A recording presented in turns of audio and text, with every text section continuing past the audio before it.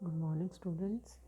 कैसे हैं आप लोग? अपन समाजशास्त्र की अवधारणाओं का अध्ययन कर रहे हैं, जिसमें अपन ने पिछले वीडियो में समिति के बारे में देखा।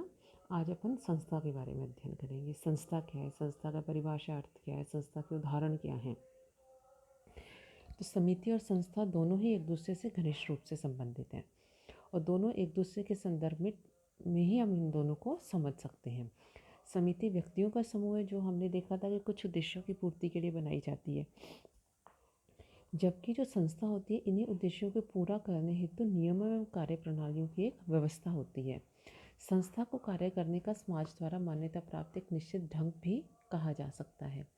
जिन उद्देश्यों को लेकर समिति बनाई जाती है उन्हीं की पूर्ति के लिए अपनाई जाने वाली कार्य प्रणाली को संस्था कहा जाता है।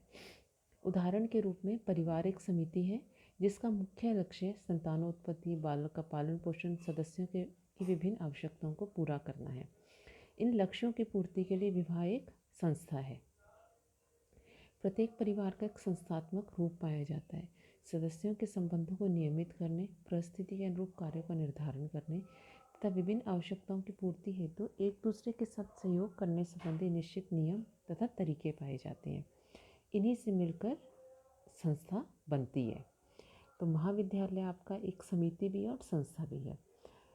जबकि हम महाविद्यालय पर आचार्य, विभागाध्यक्ष, आपके टीचर्स, अन्य कर्मचारी, विद्यार्थियों की दृष्टि से अर्थात मनुष्य के समूह के रूप में देखें तो वह एक समिति है जिसके कुछ लक्ष्य होते हैं। इन लक्ष्यों की पूर्ति के लिए महाविद्यालय में शिक्षण की एक पद्धति अपनाई जाती है। टाइम टेबल बनाना होता है, कई नियम और आचरण होते हैं। तो इस रूप में यदि हम महाविद्यालय को देखें तो महाविद्यालय एक संस्था है। संस्था की परिभाषा एवं अर्थ।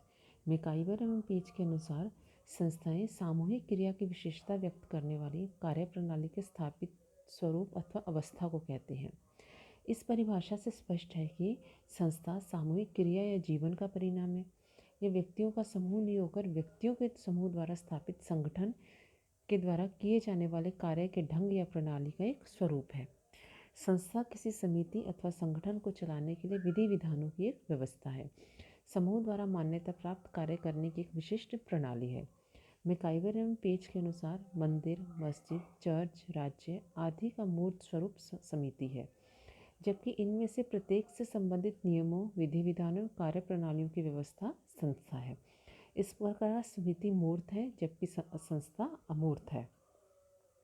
इसी कारण हम समिति के सदस्य होते हैं, ना कि संस्थाओं के। ये कई बार आपको ये कथन दे दिया जाता है कि हम समिति के सदस्य होते हैं, संस्थाओं के नहीं। यह किस विचारक का है, तो आप ये ध्यान रखिएगा। हम किसी क्लब, कमेटी, संघ, राजनीतिक दल आदि के सदस्य हो सकते हैं, परंतु शिक्षा प्रणाली, परीक्षा प्रणाली अथवा विवाह संस्था के नहीं। बोगार्टस के अनुसार एक सामाजिक संस्था समाज की एक ऐसी संरचना है जिसमें मुख्यतः सुस्थापित प्रणालियों के द्वारा लोगों की आवश्यकताओं को पूरा करने के लिए संगठित किया गया है। स्पष्ट है कि संस्थाओं का संबंध प्रमुखतः लोगों की मौलिक आवश्यकताओं की पूर्ति से है। इसी उद्देश्य की पूर्ति हेतु निश्चित कार्य प्रणालियाँ विकसित की जाती हैं जिन्हें संस्थाओं के नाम से पुकारते हैं। मॉरिस गिन्सबर्ग के अनुसार ये व्यक्तियों या समूहों के बीच संबंधों को निर्देशित करने वाली मान्य तथा स्थापित कार्य प्रणालियों के रूप में परिभाषित की जा सकती है। आपने व्यक्तियों या समूहों के संबंधों को संचालित करने वाली मान्य कार्य प्रणालियों को ही संस्थाओं का नाम दिया है। संस्थाएं समुदाय में ही विकसित होती हैं और समुदाय में ही बनी रहती हैं। मैकाइवर तथा पेज और मॉरिस गिन्सबर्ग दोनों ने ही विधि विधानों, कार्यप्रणालियों, नियमों के स्थापित स्वरूप को संस्था कहा है। प्रोफेसर डेविस के अनुसार एक संस्था को किसी एक या अधिक प्रकारों के चरों और निर्मित अंतर संबंधित जनरीतियों, रूढ़ियों और कानूनों के समुच्चय के रूप में परिभाषित किया जा सकता है। उपयुक्त परिभाषाओं में हम देखें तो स्पष्ट है कि सामाजिक संस्थाएं मनुष्यों को मौलिक आवश्यकताओं की पूर्ति के साधन के रूप में विकसित नियमों, विधि विधानों और कार्य प्रणालियों का वह संगठित रूप है जो समाज द्वारा मान्य है। संस्था की विशेषताएं। पहली है, गिलिन एंड गिलिन नामक विद्वानों ने संस्था की निम्न विशेषताओं का उल्लेख किया है। पहली है, संपूर्ण सांस्कृतिक व्यवस्था में संस्था एक इकाई के रूप में कार्य करती है। द्वितीय, अधिक स्थायित्व होता है इसका, ये लंबी अवधि के बाद इसका विकास होता है। तो वह भी उस समय जब कार्य के विशिष्ट तरीके अपनी उपयोगिता प्रमाणित करते हैं। इसी कारण हम कहते हैं कि संस्थाएं काफ़ी लंबे समय तक चलती हैं। एक या अनेक सुस्पष्ट उद्देश्य। प्रत्येक संस्था के एक या कुछ निश्चित उद्देश्य होते हैं। ये उद्देश्य प्रमुख मानवीय आवश्यकताओं से संबंधित होते हैं। जैसे विवाह संस्था के कुछ उद्देश्य हैं, यद्यपि विभिन्न समाजों में इन उद्देश्यों में अंतर पाया जाता है। सांस्कृतिक उपकरण है। प्रत्येक संस्था के संबंधित कुछ भौतिक और अभौतिक उपकरण होते हैं जो संस्था के उद्देश्यों की दृष्टि से उपयोगी होते हैं, जैसे भवन, फर्नीचर, औजार, मशीन। संस्था के भीतर भौतिक और विचार, आदर्श मूल्य, कार्य प्रणाली आदि अभौतिक उपकरण हैं। प्रतीक। प्रत्येक संस्था का अपना एक प्रतीक होता है जो भौतिक अथवा भौतिक कुछ भी हो सकता है। जैसे क्रॉस चर्च का, ओम आर्य समाज का प्रतीक है। हिंदुओं का मंगल कलश विवाह संस्था का प्रतीक है। फिर हम देखते हैं परंपरा। प्रत्येक संस्था की कुछ लिखित या अलिखित परंपराएं होती हैं जिनके द्वारा व्यक्तियों के व्यवहार पर नियंत्रण रखा जाता है। ये परंपराएं लोगों के व्यवहारों में अनुरूपता या समानता लाने में भी योगदान देती हैं। अब संस्था की कुछ अन्य विशेषताएं, आवश्यक तत्व। संस्था के निर्माण के लिए आवश्यक तत्व क्या क्या है? एक विचार। संस्था के लिए प्रथम आवश्यक तत्व एक विचार या किसी मनुष्य के मस्तिष्क में आना है। किसी आवश्यकता की पूर्ति के साधन के रूप में विचार उत्पन्न हो सकता है। धीरे धीरे यही विचार विभिन्न स्तरों से गुजरकर एक संस्था का रूप ग्रहण कर लेता है। विशिष्ट उद्देश्य। प्रत्येक संस्था की उत्पत्ति का आधार कोई ना कोई आवश्यकता होती है जिसके अभाव में इसका विकास संभव नहीं है, अर्थात उद्देश्य के कारण ही प्रत्येक प्रकार की संस्था का विकास होता है। संरचना। प्रत्येक संस्था की अपनी एक संरचना होती है जो अन्य समाजों में उसी प्रकार की संस्था की संरचना से भिन्नता लिए होती है। जैसे विवाह की संस्था सभी समाजों में पाई जाती है, परंतु विभिन्न समाजों की इसकी संरचना में अंतर हो सकता है। अभिमति एवं अधिकार। संस्था का एक आवश्यक तत्व समूह या समाज की स्वीकृति है। इसी स्वीकृति के आधार पर संस्था को कुछ अधिकार या सत्ता प्राप्त होती है। इसी सत्ता के कारण संस्था मनुष्य के व्यवहारों को नियंत्रित कर पाती है। स्थायित्व।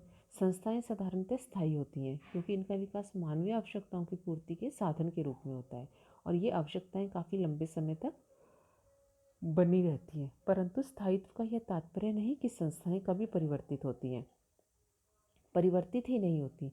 जैसे मनुष्यों की आवश्यकता में परिवर्तन आता है, उसके साथ ही संस्थाओं का भी रूप बदलता जाता है। प्रतीक। प्रत्येक संस्था का अपना एक प्रतीक होता है, भौतिक और अभौतिक कुछ भी हो सकता है। विरासत। प्रत्येक संस्था का विकास काफ़ी लंबी अवधि के बाद होता है। संस्था समूह या समाज द्वारा स्वीकृत एक कार्य प्रणाली के रूप में होती है। चूँकि संस्था मानवीय आवश्यकताओं की पूर्ति का एक साधन है और ये आवश्यकताएं बनी रहती हैं, अतः संस्था पीढ़ी दर पीढ़ी हस्तांतरित होती है। अब हम देखेंगे संस्थाओं के प्रकार कौन कौन से हैं। जैसे कुछ विशिष्ट उद्देश्यों को लेकर हम समितियां बनाते हैं, वहीं उनके कार्य संचालन की दृष्टि से कुछ संस्थाएं विकसित होती हैं। मैकाइवर और पेज के अनुसार प्रत्येक समिति का एक संस्थात्मक पक्ष होता है और जिसके अभाव में कोई भी समिति अपने लक्ष्यों की प्राप्ति नहीं कर सकती। इन विद्वानों ने तालिका के माध्यम से स्पष्ट भी करने का प्रयास किया है, यह आप अपनी किताबों में देख सकते हैं।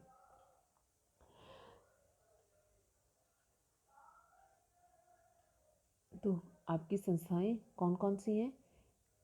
जैसे विवाह है, आपकी महाविद्यालय है, आपका संविधान है, आपका धर्म से रिलेटेड आपकी जो है ये आपकी जो संस्थाएं मानी जाती हैं। तो आपका हमने संस्थाओं का देखा। अब हम देखेंगे कि संस्थाओं का विकास कैसे हुआ। इस चित्र में आप देख रहे हैं कि संस्था के लिए सर्वप्रथम किसी विचार का होना या आइडिया का होना या धारणा का होना आवश्यक है। विचार के बाद वह आदत या समूह की आदत या जनरीति बनती है। समूह की आदत, जब लोग इसी एक तरीके द्वारा व्यक्ति को अपनी आवश्यकता की पूर्ति में सफल होते देखते हैं तो उस तरीके को समाज के अन्य लोग भी अपनाते हैं। जब समाज के अनेक व्यक्ति उस तरीके की बार बार पुनरावृत्ति करते हैं तो वह क्रिया समूह की आदत या जनरीति बनती है। इस प्रकार जनरीति समूह की आदत का ही दूसरा नाम है। फिर हम देखते हैं प्रथा। जब जनरीति को एक पीढ़ी से दूसरी पीढ़ी को हस्तांतरित किया जाता है तो उसमें भूतकाल का सफल अनुभव जुड़ा होता है, उसे समाज द्वारा मान्यता प्राप्त हो जाती है तो वह प्रथा का रूप धारण कर लेती है। रूढ़ी या लोकाचार। जब प्रथा में सामूहिक कल्याण की भावना जुड़ जाती है और सारे समूह की स्वीकृति बन जाती है तो मिल जाती है, तो वह रूढ़ि या लोकाचार बन जाती है। ढांचा, चूँकि रूढ़ियों और लोकाचारों को समाज के लिए कल्याणकारी माना जाता है, इसलिए उनकी रक्षा हेतु उसके चारों ओर कई छोटे छोटे नियम, उपनियम, कानूनों और कार्यविधियों का एक ढांचा बन जाता है। उसी से संस्था का जन्म होता है। तो फिर संस्था विकसित होती है। तो संस्था आपकी विचार, आदत, जनरीति, प्रथा, लोकाचार से निर्मित एक व्यवस्थित संरचना है जिसका उद्देश्य मानव आवश्यकताओं की पूर्ति करना है। संस्था नियमों की एक व्यवस्थित एवं अथवा कार्यप्रणाली होती है। तो हमने देखा कि संस्था का विकास विभिन्न चरणों से गुजरते हुए होता है। तो आप जब अपना उत्तर लिखेंगे उत्तर पुस्तिका में, तो आप अगर आपका संस्था पे प्रश्न आता है तो आप अगर इस चार्ट को बनाएंगे, इस डायग्राम को, तो मार्क्स अच्छे मिलते हैं। और आपको खुद को भी इसको बना के जब आप अध्ययन करेंगे तो आपको अच्छा समझ में आएगा। संस्थान का महत्व क्या है? मानवीय आवश्यकताओं की पूर्ति में सहायक है, व्यक्तियों के कार्य को सरल बनाती है, व्यवहार में अनुरूपता है, व्यवहारों पर नियंत्रण रखती है, संस्कृति की वाहक है, परिस्थिति में भूमिका का निर्धारण करती है, सामाजिक परिवर्तन में सहायक है। तो ये सब हमने समिति के संस्था के उद्देश्य, कार्य, महत्व देखा। तो आप इसे पढ़िएगा। कई बार कुछ उदाहरण देके पूछ लिया जाता है कि ये समिति अथवा संस्था, तो आपको क्लियर होना चाहिए कि समिति क्या है और संस्था क्या है। समिति अस्थायी है जबकि संस्था स्थायी होती है। उसके कुछ निश्चित उद्देश्य होते हैं जबकि ये कार्यप्रणालियों की एक व्यवस्था होती है। तो आपको क्लियर होना चाहिए कि समिति क्या है, संस्था क्या है। ठीक है, धन्यवाद।